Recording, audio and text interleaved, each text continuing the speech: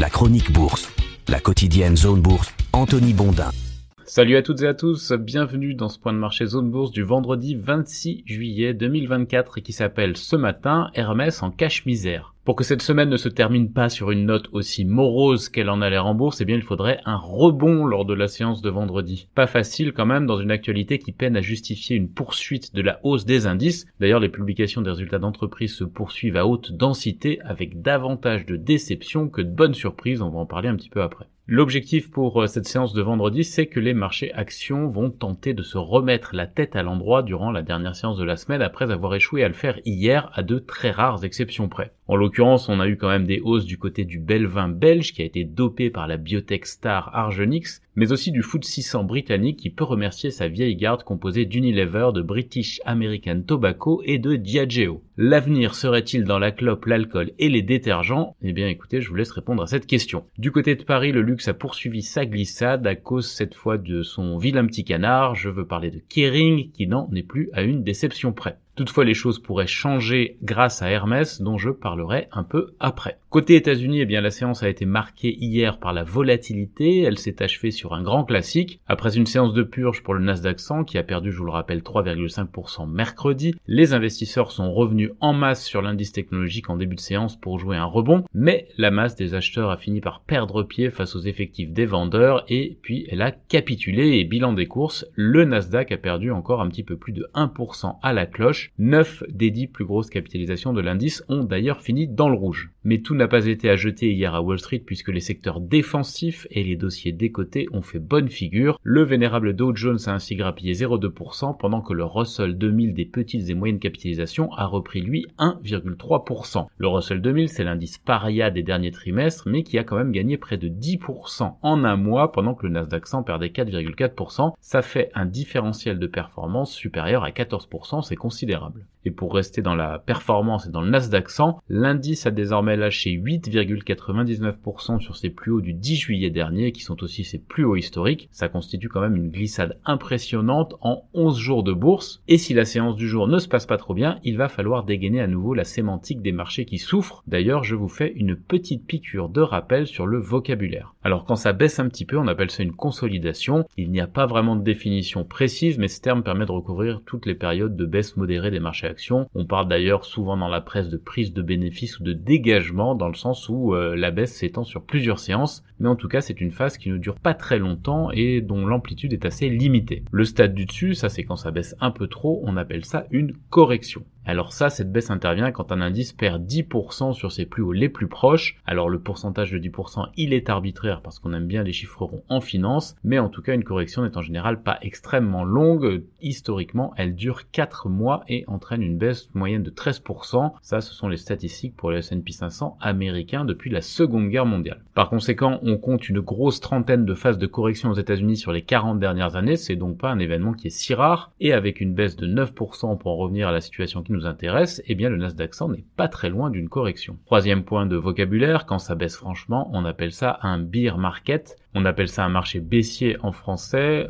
En anglais, c'est bear market pour l'ours, puisque l'ours symbolise la baisse en bourse par opposition au taureau qui symbolise la hausse. On parle donc de bear market lorsque le marché action enregistre une phase prolongée de repli avec un curseur qui a été fixé par la pratique à moins 20%. Encore une fois, c'est parce qu'on aime les chiffres ronds en finance. Le bear market le plus intense et le plus long des dernières années est celui de la période 2007-2009. C'était la grande crise financière, la crise des subprimes, et ça avait coûté plus de la moitié de leur valeur à de nombreux indices. On a eu 2 bear markets lors des 5 dernières années. Celui du mois de mars 2020, c'était celui du Covid. Il a été si rapide et si promptement balayé par un rebond que, en fait, on a du mal à parler de bear market, mais c'en était quand même techniquement un. Et le plus récent est celui qui a couru entre janvier et octobre 2022. Pour votre culture personnelle, d'ailleurs, notez qu'il y a eu 7 bear markets depuis 1980, dont 3 entre 2000 et 2020. Et hormis les cas les plus récents, c'est-à-dire 2020 et 2022, les 3 précédents avaient coïncidé avec une récession sanctions économiques. Voilà, je referme la page vocabulaire du jour pour revenir sur la séance qui sera encore dominée par les résultats des entreprises, mais il faudra quand même aussi compter sur l'inflation PCE du mois de juin aux États-Unis. Je vous rappelle que cet indicateur est très suivi par la Fed pour sa politique monétaire, et le marché, en dépit de la publication hier d'un PIB du T2 plus vigoureux que prévu aux États-Unis, croit toujours dur comme fer à une première baisse de taux en septembre. Je vous rappelle que c'est un indicateur qui est très suivi par la Fed pour sa politique monétaire, et actuellement, le marché croit dur comme fer à une première baisse de taux de la Banque centrale américaine au mois de septembre. Le consensus actuel, c'est que la publication de cette inflation PCE ne devrait pas changer la donne. Et là, je tiens à souligner que le démarrage d'un cycle d'assouplissement monétaire est un moteur puissant pour les investisseurs, surtout en ce moment puisqu'ils ont perdu la foi dans les valeurs technologiques et qu'ils ont besoin que le coût de l'argent baisse pour valider le pari justement dont on parlait avant, c'est-à-dire le pari en faveur des actifs plus risqués que sont les entreprises de taille plus modeste. Et je dirais même que c'est d'autant plus important que la saison des résultats du second trimestre, qui était censée être une rampe de lancement vers l'infini et au-delà, ressemble davantage à un élastique détendu manipulé par ma grand-mère. Bloomberg a d'ailleurs calculé que 43% seulement des grosses entreprises américaines ont dépassé les attentes de chiffre d'affaires au second trimestre, après environ que le tiers des sociétés du S&P 500 est publié. Alors 43% ça peut vous sembler important, mais en réalité c'est un chiffre assez faible par rapport à l'histoire. Pourquoi ? Parce que les analystes sous-évaluent généralement leurs chiffres parce qu'ils sont orientés en ce sens par les sociétés qui ont tout intérêt à dépasser les anticipations. Parmi les grosses annonces à souligner, je reviens donc sur le cas d'Hermès dont la croissance défie toujours l'apesanteur et les performances très dégradées de ses rivaux, puisque même LVMH a fini par mordre la poussière. Mais pas Hermès du coup, dont la croissance organique a dépassé les attentes au second trimestre. Le cellier n'est pas immunisé contre les difficultés du marché du luxe pour autant, comme le prouvent les contre-performances de certaines divisions, mais le truc c'est que son cœur d'activité, les sacs en cuir, est dans une forme insolente. Ceci dit, c'est un petit peu l'exception qui confirme la règle et ça ne chassera pas l'impression de médiocrité de la saison estivale des résultats. D'ailleurs, Capgemini et Mercedes ont abaissé leurs objectifs pas plus tard que ce matin. Mais en tout cas, ça peut quand même aider pour un petit rebond de fin de semaine.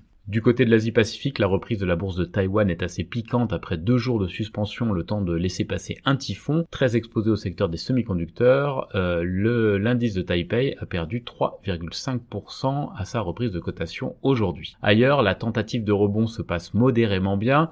Le Japon ne gagne que 0,05% et du côté de la Chine, on est en hausse de 0,1% seulement à Hong Kong et à Shanghai. C'est quand même mieux en Australie, en Corée du Sud et en Inde où les gains avoisinent 0,8 à 0,9% ce matin. Quant aux indicateurs européens, ils regardent vers le haut avec quand même quelques disparités en fonction des publications de résultats des entreprises fleurons de certains marchés. Justement, l'actu des sociétés en commençant par la France. Donc Hermès met tout le monde d'accord dans le luxe en affichant 13,3% de croissance organique au T2, Air Liquide affiche une marge opérationnelle semestrielle qui est plutôt en ligne avec le consensus, Capgemini a revu en baisse ses objectifs annuels, EssilorLuxottica affiche un chiffre d'affaires en hausse de 5,2% au T2. Par ailleurs, le PDG a confirmé que Meta serait le bienvenu en tant qu'actionnaire après les rumeurs récentes. Saint-Gobain affiche un chiffre d'affaires en recul au T2, Bouygues de son côté apparemment dépasse les attentes en matière de bénéfices, Vinci confirme que son résultat net 2024 pourrait être proche de celui de 2023. Vivendi a dépassé les attentes.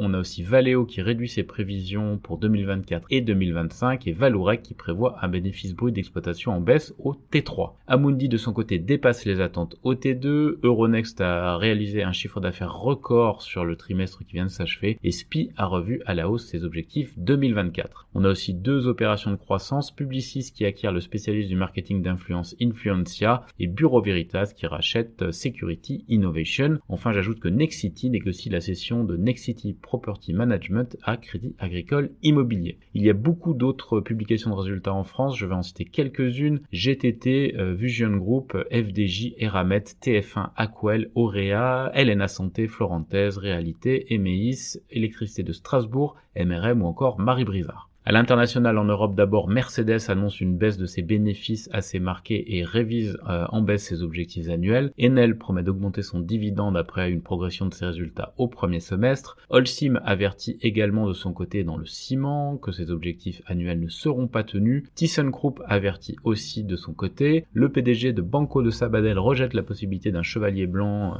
qui ferait échouer l'OPA de BBVA. On a aussi Bayer qui va payer 160 millions de dollars pour régler le procès des PCB BNB de Seattle et Equity qui va vendre sa participation dans le réseau de fibre optique à domicile Fiberklaar. J'oubliais, la société néerlandaise Signify a aussi publié sous les prévisions au T2. Les principales publications du jour en Europe, on a donc Mercedes, Eni, Holcim, BASF, Hexagon, NatWest, Terna ou encore Segro. Côté continent américain, les publications qui sont positivement accueillies, Deckers Outdoor qui gagne 10% hors séance après chez Chiffre et Baker Hughes et Eastman Chemical qui progressent légèrement après leur propre performance trimestrielle. À l'inverse, on a un gros gadin, c'est Dexcom qui perd 37% hors séance après avoir lourdement déçu le marché. Amazon s'efforce de développer des puces d'IA moins chères et plus rapides que celles de Nvidia selon ses dirigeants, Occidental Petroleum étant pourparlers avancés pour vendre les actifs de Barry Yadrow selon Reuters. Sur l'agenda des publis américaines, on a Bristol Myers Squibb, Colgate, Aon, 3M, Santen, Charter Communication, T. Rowe Price, Booz Allen ou encore George Weston et Franklin Resources.